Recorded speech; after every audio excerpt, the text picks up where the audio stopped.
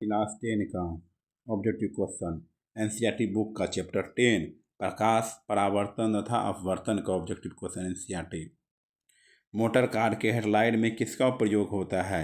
Motor car के headlight में किसका प्रयोग किया जाता है? अवतल दर्पण। 2 नंबर क्वेश्चन बताइए। यदि किसी अवतल दर्पण की फोकस दूरी f तथा बरखता त्रिज्या r हो तो यदि किसी अवतल दर्पण की फोकस दूरी f तथा बरखता त्रिज्या r हो तो f बराबर r/2। दाढ़ी बनाने में किस प्रकार के दर्पण का उपयोग किया जाता है? दाढ़ी बनाने में किस प्रकार का दर्पण का उपयोग किया जाता है? अवतल दर्पण। 4 नंबर क्वेश्चन गोलीय दर्पण में फोकांतर एवं बरखता त्रिज्या के बीच संबंध है f बराबर r/2। f बराबर r/2। f बराबर r/2। 5 नंबर क्वेश्चन काल्पनिक प्रतिबिंब होता है। काल्पनिक प्रतिबिंब होता है सीधा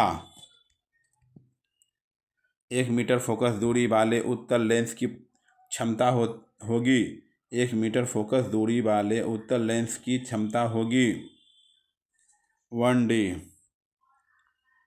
उत्तल दर्पण से परावर्तन के बाद मुख्य अक्ष के समांतर एक किरण डैश से होकर गुजरती है। अवतल दर्पण से परिवर्तन के बाद मुख्य अक्ष के समांतर एक किरण डैश से होकर गुजरती है। मुख्य फोकस। किसी दर्पण से वस्तु को कहीं भी रखने से वस्तु के बराबर आकार का सीधा प्रतिबिंब बनता है, दर्पण कहलाता है। बताइए। किसी दर्पण से वस्तु को कहीं भी रखने से वस्तु के बराबर आकार का सीधा प्रतिबिंब बनता है तो दर्पण होगा समतल। किसी उत्तल लेंस की फोकस दूरी हमेशा होती है।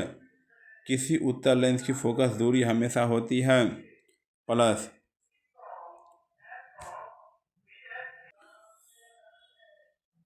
किसी लेंस के द्वारा सिर्फ काल्पनिक प्रतिबिंब बनता है। बताइए। किस लेंस के द्वारा सिर्फ काल्पनिक प्रतिबिंब बनता है? बताइए। अवतल।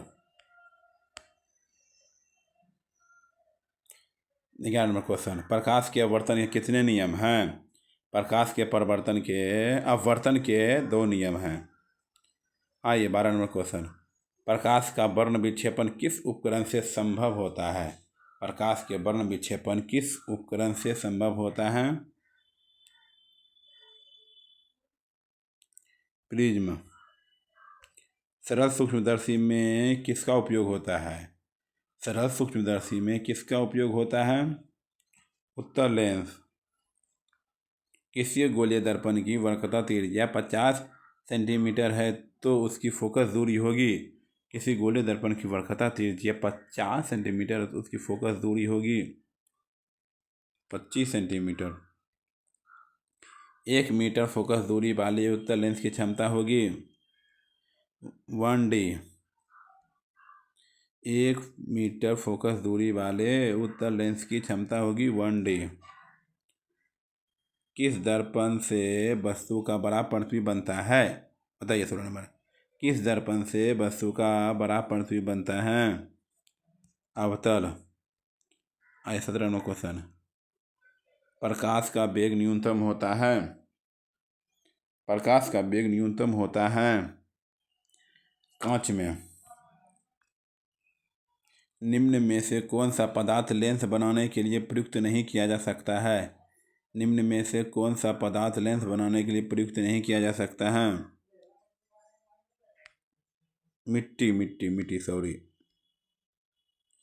4D क्षमता वाले अवतल लेंस की फोकस दूरी होगी 4D क्षमता वाले अवतल लेंस की फोकस दूरी होगी 25 सेंटीमीटर। 20 नंबर क्वेश्चन जब प्रकाश की किरण हवा से कांच में प्रवेश करती है तो मुड़ जाती है। जब प्रकाश की किरण हवा से कांच में प्रवेश करती है तो मुड़ जाती है अभिलंब के निकट।